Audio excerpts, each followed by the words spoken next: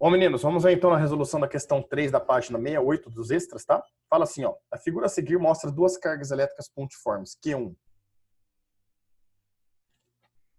que é positiva.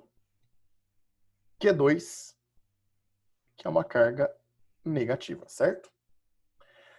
Localizadas nos vértices de um triângulo, olha que interessante aqui, um triângulo equilátero. Isso significa que os ângulos internos desse triângulo valem 60 graus, certo? De lado D igual a 0,3 metros. O meio é o vácuo, cuja constante eletrostática, mais uma vez, ele fornece ao 910 a nona.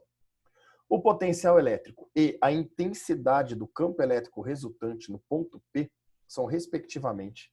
Meninos, eu vou primeiro trabalhar com vocês para calcular o campo elétrico, tá? Eu acho que ele vai ocupar um pouco mais espaço justamente por ser uma grandeza vetorial, né? Estão lembrados disso? Então, olha só que bacana.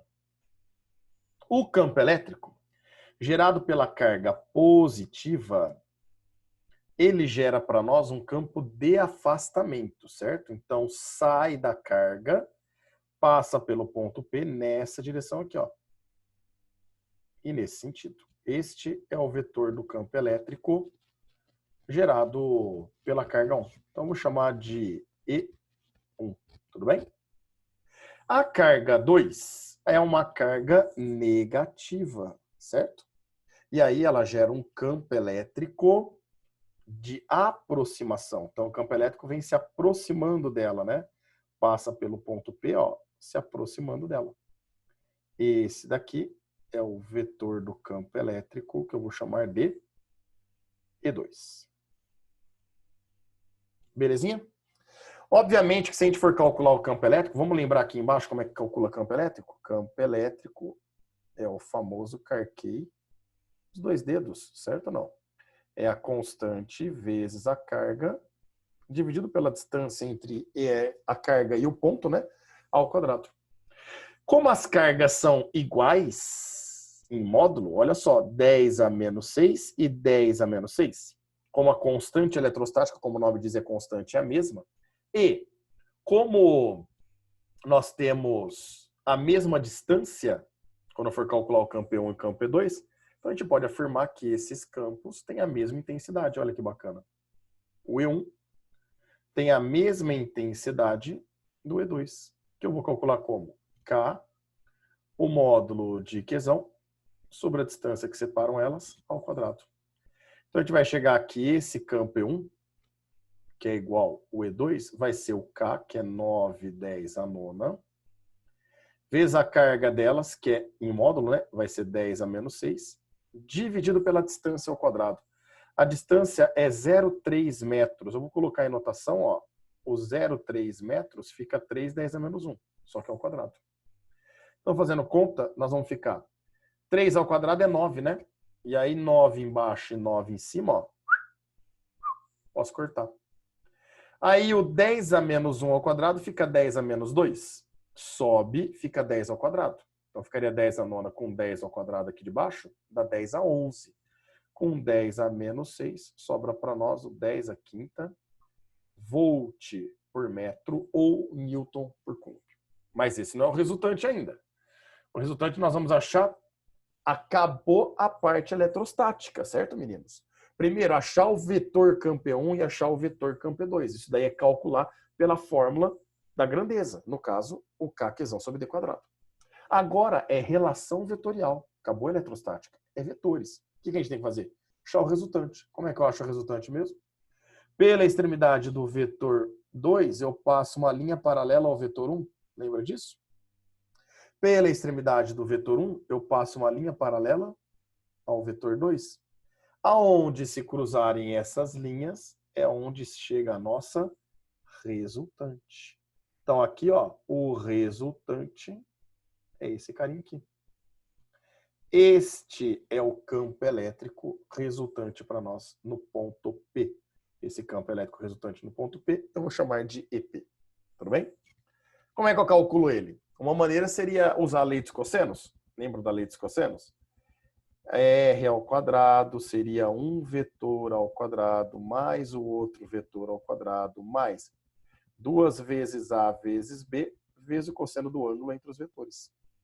Ou eu posso usar casos particulares, que são quais?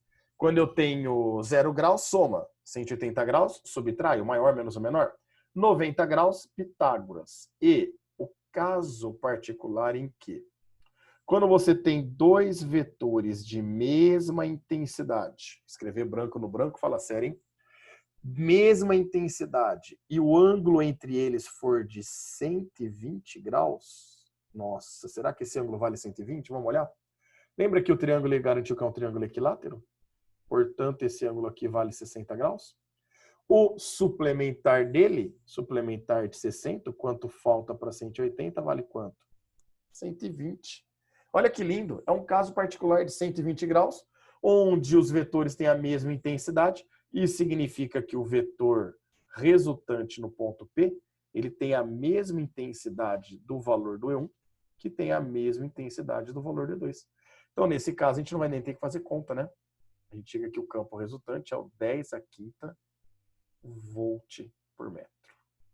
Beleza? Achamos a primeira resposta, né?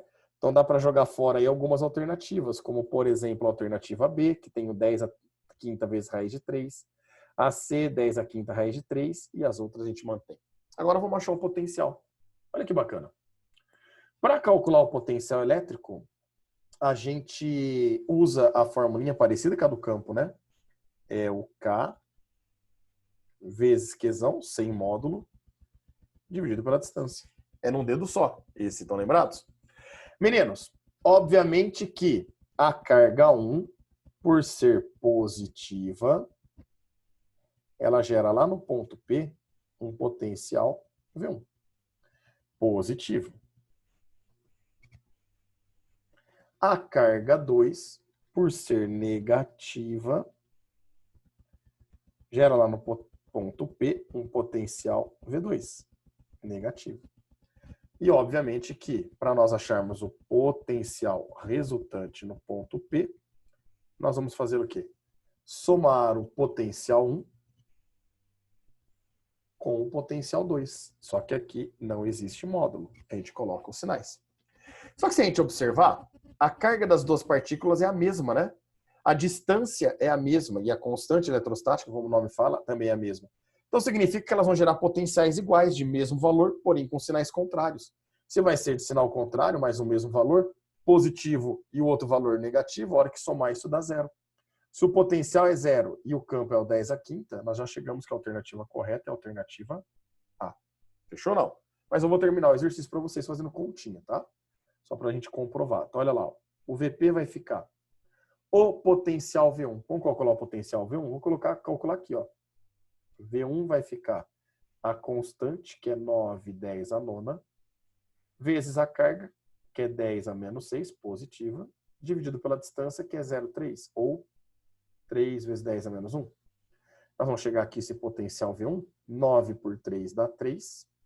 O 10 a menos 1 sobe, fica 10 a 1, com 10 a nona, 10 a décima, com 10 a menos 6, fica um potencial de 3 vezes 10 a quarta volts, ou equivalente a 30 mil volts. Tudo bem? Vamos calcular o potencial V2 agora? O V2 vai ser a constante, que é 9, 10 a nona, vezes a carga,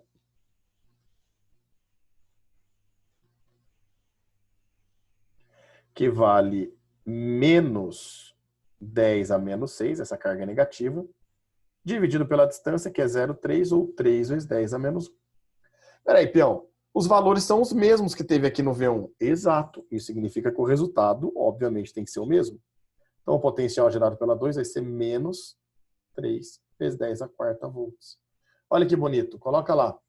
O potencial V1, 3, 10 a quarta, mais o potencial V2, que vale menos 3 vezes 10 a quarta. Então, a gente chega aqui, esse potencial resultante, como nós já tínhamos observado, não precisava ter feito conta, lá no ponto P, vale zero. Confirmando a alternativa A para nós. Fechou, meninos? Um grande abraço. Nos vemos daqui a pouco na última questão.